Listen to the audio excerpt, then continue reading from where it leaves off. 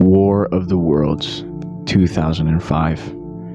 A film that could have easily fallen into the trap of being some forgettable action movie managed to avoid that trap and cement itself as a modern classic in no small part due to the portrayal of the film's centerfoil, the tripods. The way almost every scene emphasizes the monumental difference in size between the human characters and their alien adversaries. The sheer destruction on a massive scale brought upon by even the aliens' tiniest of movements. The low, bellowing sounds these beasts make that when heard in close proximity is enough to shatter your eardrums. All of these factors working hand in hand to instill into viewers a fear that would stick. A fear that would linger in daily life. A fear of monoliths. Face to face with a giant wave, a mountain, or other landmasses far too huge to have been built by human hands, while others see beauty, all you are reminded of is how truly insignificant you are. How, when faced with something much larger, all you are is a speck of dust. Your existence barely noticeable, your mark on this life fleeting. This feeling of being infinitesimal these tripods force you to confront speaks to the innate fear present in cornballs, I can't lie. I'm supposed to be scared when I look at this? Look at this dapper chap I found as unironically part of a Megalophobia Creepy Compilations video. Yo, that hat tip's solid. No. Ever since I was a kid, I'd always had the complete opposite reaction to seeing large, lumbering beasts of flesh or steel on my screen. I absolutely can't get enough.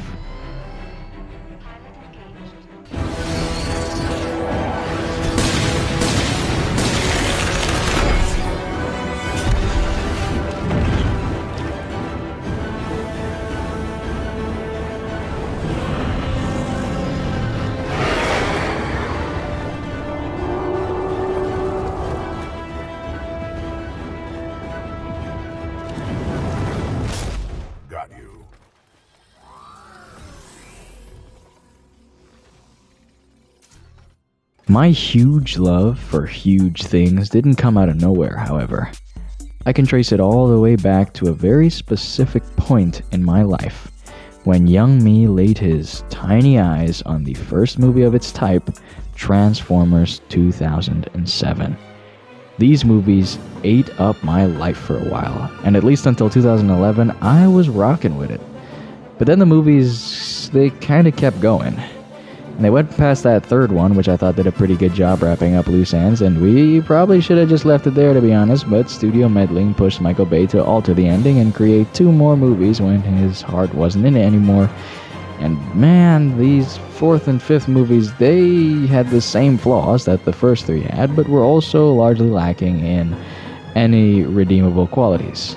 Minus, of course, the Breastimus Prime design that has accompanied a lot of women online during their ovulation period. The presence of these shared flaws, without any counterbalancing positive, sullied the image of this franchise for a lot of people, and actually made those flaws stick out a lot more, especially to a now aged audience when rewatching the first 3 movies. So, public perception of the franchise changed. These movies were terrible, and because it's easy, Bay's to blame. Alright, done and dusted, right? Well, over time, I've started to take notice of a rather intriguing internet phenomenon that has had such a strong iron grip on me, it has single-handedly pushed me to make this video. The Chica Dance guy is still going at it. But also the second most intriguing phenomenon, public perception is changing.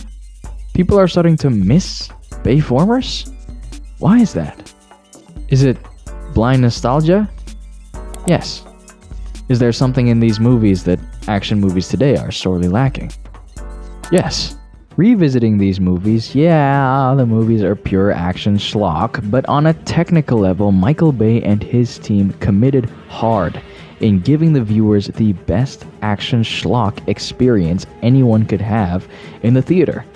This technical attention to detail, particularly in the VFX, is what is missing from the newer Transformer films.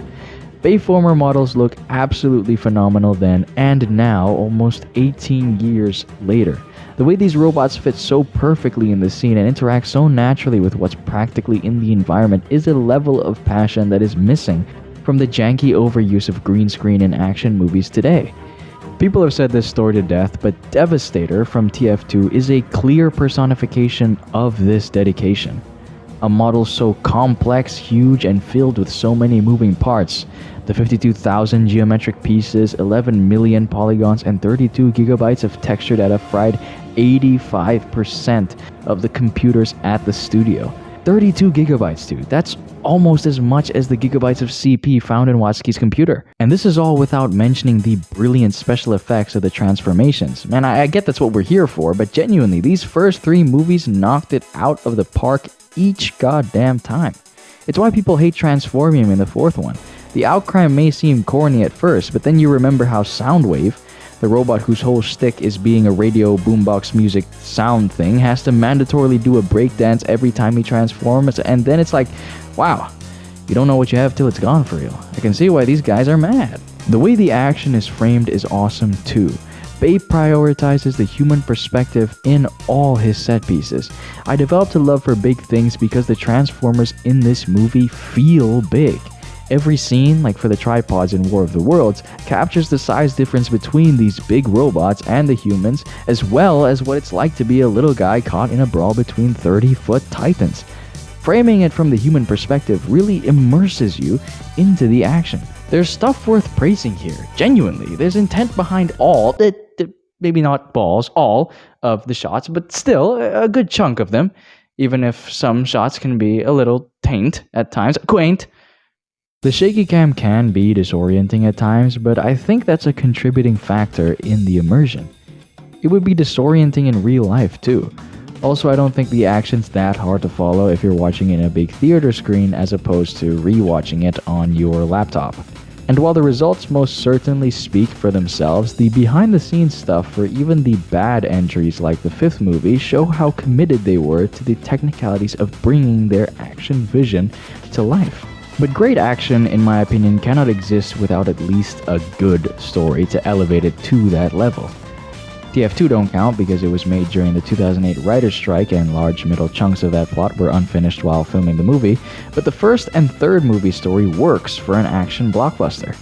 Christopher McQuarrie, the director of the last 4 Mission Impossible films, said in an interview once that his and Tom Cruise's creative process involves them constructing the set piece first and then writing the story around them. And this process is what led to the creation of Fallout, one of the greatest movies of its type. This quote has led me to believe that in an action blockbuster, the story's main job is simply to provide context for why the action-y bits are happening, and in my opinion, Transformers does a pretty good job at this.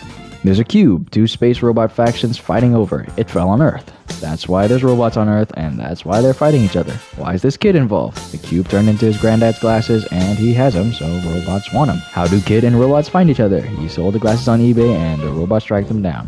Why is the military involved? Well, they kinda had the biggest bad guy robot locked up, frozen after the cube became the glasses. Also, bad guy robots are infiltrating their ranks, so they don't know what to do or who to trust. Oh, boom, which is also a great source of suspense throughout the movie. The plot makes just enough sense where you can watch it without thinking, wait, what am I looking at? What's actually happening right now? And just turn your brain off to enjoy the action and screen. And if after all this your response is, okay, Michael knows how to make mindless action slop, but that's nothing. He doesn't know how to make real movies like Nolan or Scorsese. What do you think Nolan's gonna say if an interviewer one day asks him, hey, so what's your process in making sure your female audience can relate to these strong leading women in your movies? Odin, lend me some haki. This is base Bechdel test we're up against. Nolan's not making this movie for that audience, bro. There's room for all kinds of movies out there, and if that's the kind of movies he wants to make, let him. Everyone's got their own bubble, and if Bay's bubble is engineering mindless action fun, and he's very good at it, he deserves chops. And it makes a lot of sense why people would miss his touch in this area when the movies that have taken his place look like this. Look, I would love more Transformers media like Transformers 1 or Daniel Warren Johnson's run on Image, but when you judge this trilogy on its own 2 feet, and understand the robot disaster movie vision Bay wanted to bring to life with these movies, you have to admit, he succeeded. He passed with flying colors. Look, as long as the movie's fun, okay?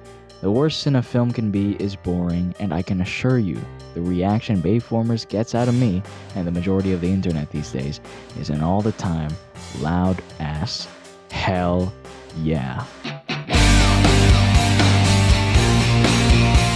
Hey, so I got this idea for a new Transformers movie. It's called Freakformers. And in this movie, the robots, they transform into supermodels that tongue bang Shia LaBeouf. And the robots are also racist. And these robots want to foot bang Megan Fox's legs. It's my idea. What do you think? Did it save the franchise?